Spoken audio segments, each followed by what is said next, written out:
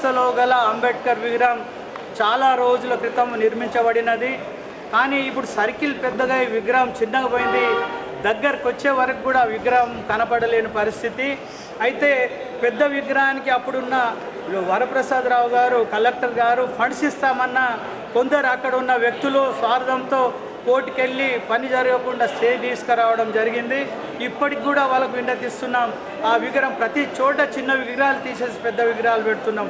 నిజామాబాద్ జిల్లాలో అర్బన్లో చూసినట్టయితే గాంధీ విగ్రహం కూడా మార్చారు, సర్దార్ వల్లభాయ్ కూడా మార్చారు, అలాగే శివాజీ కూడా పెద్ద విగ్రహం పెట్టిండ్రు. అంబేద్కర్ ఎందుకు పెట్టకూడదని దళిత సంఘాలు అందరు ఏకమై మాలమానాడు ఆధ్వర్యంలో ఎస్సీ ఎస్టీ బీసీ మైనారిటీలు అందరు కలుపుకొని ఎట్టి పరిస్థితుల్లో 14th ఏప్రిల్ రోజు మేము భూమి పూజ చేస్తాం.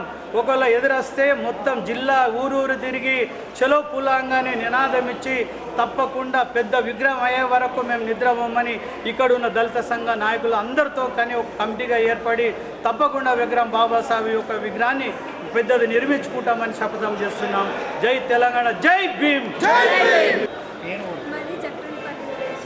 మండల్పూర జక్రన్పల్లి, నిజామాబాద్ డిస్ట్రిక్ట్.